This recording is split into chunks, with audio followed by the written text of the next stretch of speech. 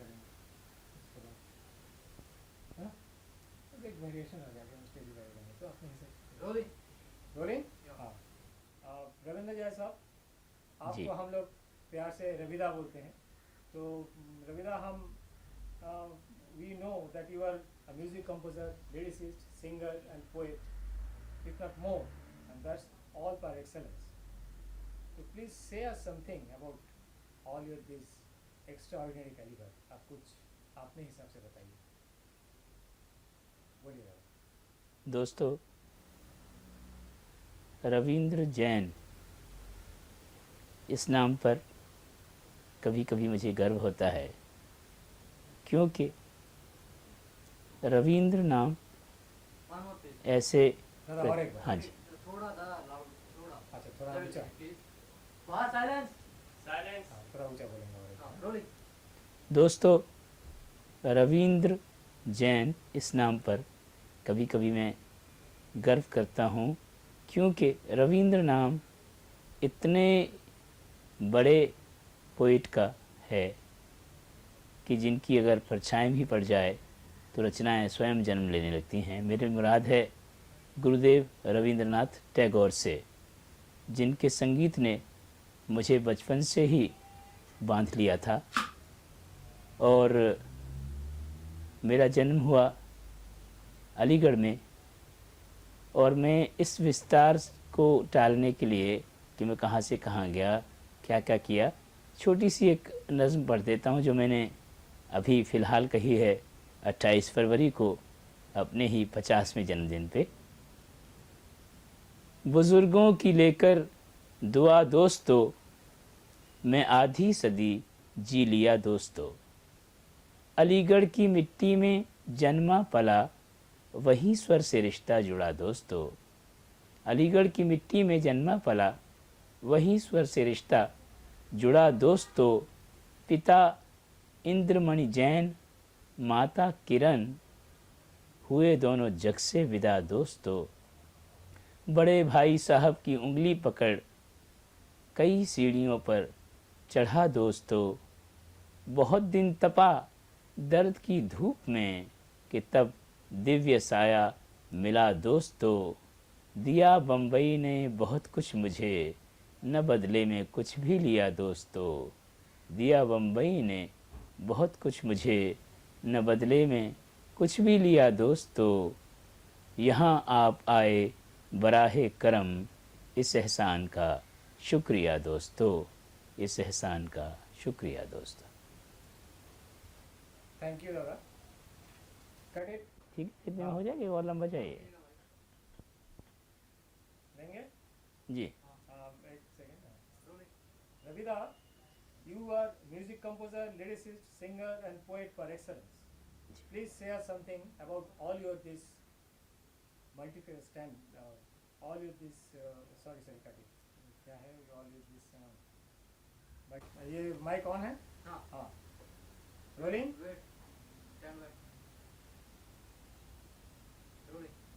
रविंद्र जैन साहब, you are a very famous music composer, lyricist, singer, writer and all are par excellence. So please focus more on all your this multifaceted personality. बोलिए दादा। ये सिलसिला शुरू होता है अलीगढ़ से। जैसा कि मैं आपको नज़्म में कह चुका हूँ, एक ये जो हारमोनियम आप देख रहे हैं, ये तो बहुत बड़ा है मेरे लिए। जब मैंने सीखना शुरू किया तो एक छोटा सा, जिसमें कोई 9-10 रीड थे, उतना बड़ा हारमोनियम दिया, जो खिलौने के तौर पे मुझे दिया गया। बाद में पता चला कि उसको हारमोनियम कहते हैं। वहाँ से, जहाँ से बोलना शुरू करता है इंसान, वहाँ से ही ये बुनियाद में मेरी संगीत डाला गया। और इसका निर्णय लिया मेरे पिताश्री ने। जैसा कि हर माँ बाप चिंतित रहता है कि बच्चे को कोई करियर देना है, बड़े होके क्या करेगा, तो उस वक्त उन्होंने ये, अब ये लगता है मुझे कि कितना निर्णय ये मेरे हित में था। उन्होंने तो शायद बिकॉज ऑफ साइट ये लिया हो कि आँखों से काम नहीं ले सकता इतना, तो ऐसा आर्ट दें जिसमें आँखों का बहुत कम योगदान हो। और तब से टैगोर सॉन्ग, जैसे मैंने आपसे कहा कि बंगला मुझे शुरू से ही हॉन्ट करता है, तो पहले तो मेरी ट्रेनिंग हुई गायक के तौर पे, लेकिन जब मैंने देखा कि गायन के फील्ड में बड़े बड़े उस्ताद हैं, ग़ुलाम अली ख़ान साहब, आमिर ख़ान साहब जैसे, तो वहाँ तक ही पहुँचना मुश्किल है, तो उसकी आगे की मंजिल तक जाना तो नामुमकिन सा लगता था। तो उस वक्त से मुझे ये फ़िल्मी गाने, ख़ास तौर से लता जी के गाए हुए, बहुत हमेशा से उनके लिए एक फैसिनेशन था, और दिल में ये आ गया था कि कभी बॉम्बे जाके काम करना है और अपनी एक जगह बनानी है। तो मेरे गुरुजी के आदेश के अनुसार उन्होंने कहा कि जब तक तुम देशाटन नहीं करोगे, भ्रमण नहीं करोगे, तो कला में निखार नहीं आएगा, भावनात्मक उसकी जो भूमिका है भावना की, वो नहीं समझोगे, एक्सप्रेशन नहीं आएगा, तो बाहर जाओ। तो मैं कलकत्ते चला आया, और वहाँ से मुझे ये कंपोजिशन की तरफ मेरा गायन मुड़ गया। कंपोजिशन से मैंने मतलब कि वहाँ बंगला गाने कंपोज़ करना शुरू किया, वहीं रिकॉर्डिंग्स भी की, वहाँ के सिंगर्स आज भी मेरे गाने गाते हैं। और वहीं मुझे फिल्म प्रोड्यूसर श्री राधे श्याम जी झुंझुनवाला मिले, जिन्होंने ये वादा किया कि थोड़े दिन इंतज़ार करो, तुम्हें बॉम्बे ज़रूर ले जाऊँगा। और अपनी ही एक फ़िल्म करने के लिए, लोरी, वो मुझे बॉम्बे ले आए। वहाँ से यहाँ मुलाकात हुई श्री रामलिंग जी मनहर से, जिन्होंने राशि प्रोडक्शन वालों से परिचय कराया। और राज बाबू ने हमेशा हौसला अफजाई की कि तुम एक गीतकार पहले हो। उनको मेरे गानों की तरफ उनका बड़ा हमेशा मुझे प्रोत्साहन दिया गानों के लिए। तो लिरिक्स सबसे पहले सौदागर के लिए लिखे, और कुछ गाने जो मेरे कलकत्ते में मैंने कंपोज़ किए थे, वो उन लोग हमारे बॉम्बे के प्रोड्यूसर्स को बहुत पसंद आ गए। तो सबसे पहले मैंने एज ए लिरिसिस्ट उनके यहाँ काम किया। और श्री NN सिप्पी साहब, जिन्होंने पिक्चर शुरू की थी सिलसिला है प्यार का, उसमें सबसे पहला गाना रिकॉर्ड किया स्वर्गीय रफ़ी साहब के साथ। वो अगर आप चाहें तो उस गाने का एक मुखड़ा मैं आपको गुनगुना के सुना देता हूँ, जो गाना अभी तक मार्केट में नहीं आया है, और वो करियर की भी शुरुआत थी, और गाने के बोल भी ऐसे ही थे।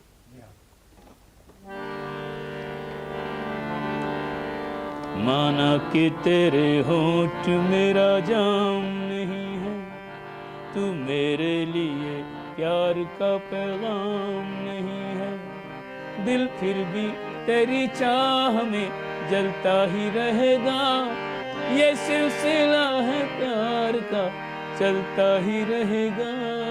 माना कि तेरे होंठ मेरा जाम नहीं है। बढ़िया, वेरी गुड। तो यहाँ से आपके सिलसिला चलता रहा आगे, और फिर आपको कभी पीछे मुड़ के देखना ही नहीं पड़ा। आज तक आपने इतना सक्सेसफुल कंपोज़र, लिरिसिस्ट, सिंगर, और अभी काफ़ी किताबें भी आपने लिख चुके हैं। किताबें तो ज़्यादा नहीं लिखी हैं, लेकिन एक जो मजमूआ उर्दू की किताबों का रिलीज़ हुआ है, उजालों का सिलसिला, उसमें गज़लें, नज़में, इस तरह की चीज़ें हैं कुछ। आगे कुछ काम जो कर रहा हूँ मैं, उनमें उपनिषद हैं, उपनिषद का तर्जमा, कुरान शरीफ का तर्जमा, जैनिज़्म पे कुछ काम कर रहा हूँ। एक अपनी छोटी सी रिकॉर्डिंग कंपनी भी शुरू की है दिव्या ने, उन चीज़ों के लिए जिनको हम फिल्मों में नहीं दे सकते हैं, ऐसे कंपोजिशंस, ऐसे लिरिक्स हम लोगों तक पहुंचा सकें कैसेट के ज़रिए या वीडियो के ज़रिए। तो उसके लिए एक कंपनी शुरू की है DR प्रोडक्शन, और उसके ज़रिए कुछ चीज़ें, नायाब जो चीज़ें जो लोगों को एक्चुअली फ़िल्मों में नहीं हासिल हो सकती या फिल्मों में हमें देने का चांस नहीं मिलता, उन चीज़ों के लिए हमने ये शुरू किया है काम। बहुत अच्छा, यहाँ तक ये काफ़ी है। तो अभी पंखा चला दो, दादा को गर्म लग रहा है, हमको कोई बात नहीं।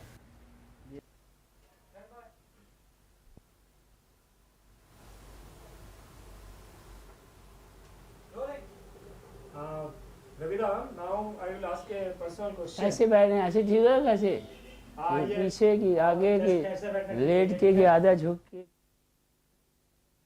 बैठना ठीक लग रहा है, ये रिलैक्स होकर बैठेगा ठीक है। रिलैक्स बैठेगा तो हाँ रिलैक्स होगा। ऐसे हाँ ये ठीक है। मैं वो ऐसे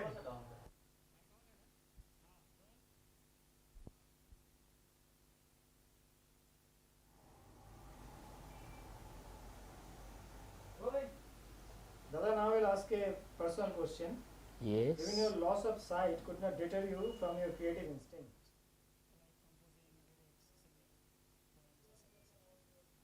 So we have overcome all your these handicaps in the beginning, and very successfully you were creating things till today. You are composing, writing, and all these things. Please say something whether it was a bliss in disguise or it was just a hindrance in your creation. हमको थोड़ा सा अपने तरफ से बताइए.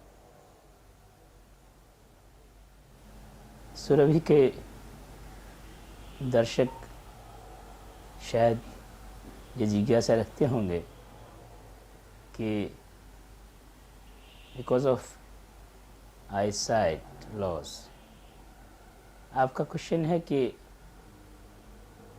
मैंने ये site कब खोई। मेरा कहना है कि मैंने पाई ही नहीं। और दोस्तों, जहाँ तक आँखों का योगदान है, वो संगीत जैसी क्षमतावान कला में उनकी बहुत ही कम ज़रूरत है। और मैंने जैसा कि कहा, मेरे फादर के कंटेम्प्रेरी एक डॉक्टर श्री मोहनलाल जी, जिन्होंने पैदा होते ही मेरी आँखें तो ऑपरेशन से खोल दी, लेकिन दृष्टि नहीं दे पाए। दृष्टि मुझे दी मेरे गुरुओं ने, मेरे साथियों ने, मेरे तजुर्बों ने और मेरी साधना ने। और कभी इससे कोई बाधा नहीं मेरे करियर में पहुंची या किसी काम में पहुंची, बल्कि हमेशा कोई न कोई इससे बढ़ोतरी हुई, तरक्की की, जहाँ तक पहुँचा हूँ आपके सामने हूँ। एक छोटी सी नज़्म मैंने कही है जो अक्सर मैं पढ़ा करता हूँ कि तन के हिस्से में सिर्फ 2 आँखें, मन की आँखें हज़ार होती हैं। तन की आँखें तो सो भी जाती हैं, मन की आँखें कभी न सोती हैं। कि चाँद सूरज के जो हों खुद मोहताज, ये जो आँखें हम इनसे देखते हैं, ये बाहर की रोशनी जब होती है तो इनसे देख पाते हैं, नहीं तो बाहर अगर चाँद सूरज ना हो या और कोई किसी रोशनी का सहारा ना हो तो ये आंखें किसी काम में नहीं आती। कि चाँद सूरज के जो हो खुद मोहताज, भीख मांगो न उन उजालों की, बंद आँखों से ऐसे काम करो आँख खुल जाए आँख वालों की। हैं अंधेरे बहुत सितारे बनो, डूबतों के लिए किनारे बनो। हैं ज़माने में बेसहारा बहुत, तुम सहारे न लो सहारे बनो। गीत गाते हैं गुनगुनाते हैं, दिल में रखते हैं दिल के दागों को। हम तो आँखों को दान भी कर दें, कौन लेगा बुझे चरागों को। और इन्हीं आँखों पे मुझे याद आता है फिल्म अखियों के झरोखे से का गाना, आप ज़रूर लोगों को सुनाएं। टाइटल सॉन्ग भी हेमलता ने गाया है और मेरा बड़ा पसंदीदा गाना है वो। थोड़ा सा उसका बिगिनिंग आप सुना दीजिए। अखियों के झरोकों से मैंने देखा जो सांवरे, तुम दूर नजर आए, बड़ी दूर नजर आए। वाह वाह, थैंक यू रविदा। कट। वो बोलूंगा आपको, बुलाऊंगा। अच्छा जी, बुलाइए। जल्दी रोल करो भाई। Rolling action. दादा आइए। आइए विराजिए। नमस्ते दादा, ये एक कहावत है कि behind every successful man there is a woman. तो ये भाभी ए वुमन मतलब एक ओनली 1 और 2 और 100? ये तो दादा आप और भाभी जी जानेंगे मेरे से ज़्यादा, तो इसके ऊपर कुछ अगर भाभी जी का कुछ कहना है तो कहिए। मेरे ख्याल से इस प्रश्न को रहने ही दें तो ठीक है। अच्छा, तो अगर दादा का ये कहना है तो क्योंकि मैं तो बहुत बाद में आई हूँ ना। हाँ तो ये तो आप और उससे दादा पहले का- संगीत आ चुका था।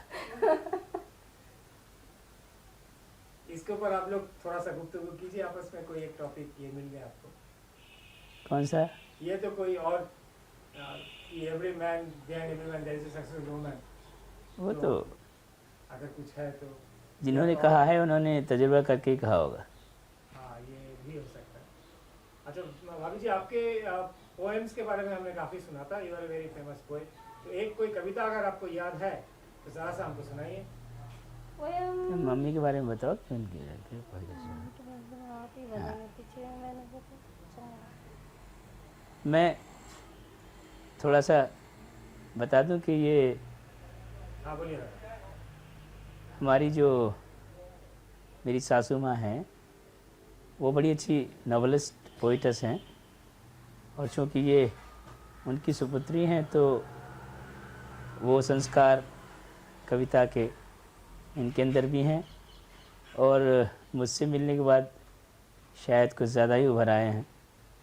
तो मैं सुनता था, जब सौदागर के वक्त में गया था दिल्ली, तभी मैंने कविता सुनी थी इनकी। मेरे ख्याल से अब आपको न सुनाना चाहें या सुनाना चाहें वो तो मैं I left on her only, लेकिन अब ये है कि भावनात्मक धरातल बड़ा अच्छा है इनका, और कविताएं गाहे बगाहे कहती रहती हैं। और मेरे मेरे मेरे साहित्यिक से बहुत रुचि है। मेरी अच्छी पोइट्री, अच्छी पोइम अगर कोई होती है तो सबसे ज़्यादा सराहना इनसे मिलती है। ये दर्शकों के लिए इनका नाम भी ज़रा बता दीजिए। नाम खड़े होकर बता नहीं बैठे बैठे बताइए। बड़े बड़े नाम बता दे भाई। और नज़्में ने मैं जो पढ़ी थी उसमें मैंने एक शेर पढ़ा था कि बहुत देर वो शेर था ना कि धूप में तपने के बाद मुझे दिव्य साया मिला दोस्तों। तो दिव्या इनका नाम है। अभी भाभी जी आप कुछ कहिए, आपके वो कविता अगर याद है तो थोड़ा सा सुनिए। कविता मुझे इनसे मिलने के बाद ही मुझे लिखने का शौक हुआ था। संस्कार में जरूर मेरे कविता थी, पर संस्कार होना एक अलग बात होती है। इनके मिलने के बाद ही मैंने फर्स्ट पोएम लिखी थी, वो शायद मैं आपको सुना देती हूँ। फर्स्ट पोएम, सुनाइए कोई। उसके बाद मैंने बहुत लिखा, पर वो मेरी जिंदगी की प्रथम कविता थी। दिव्य अलौकिक नयन तुम्हारे, दिव्य अलौकिक नयन तुम्हारे, निश्चल मन की एक किरण। तन से है तुमको क्या लेना, तन के अंदर है निर्बल मन।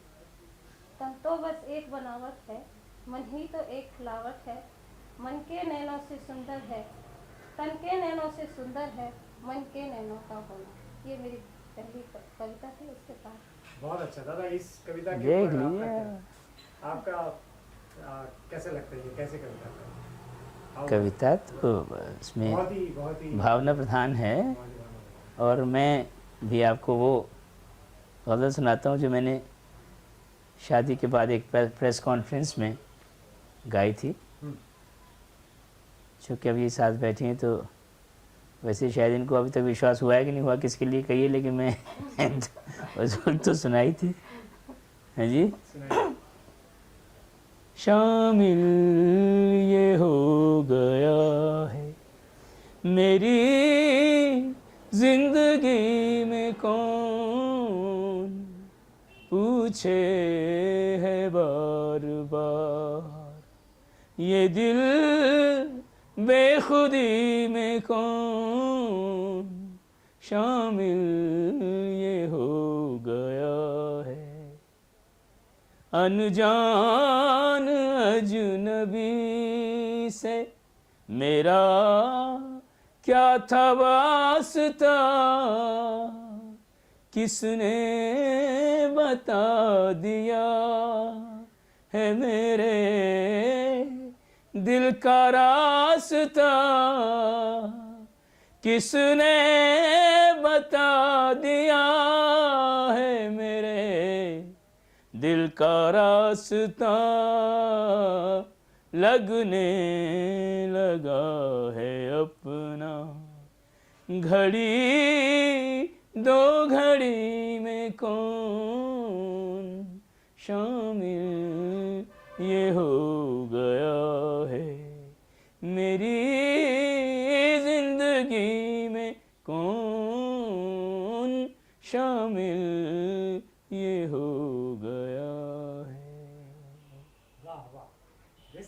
Like Ravindra Jain, beautiful. ये इसी में है, सही एकदम सब प्रश्न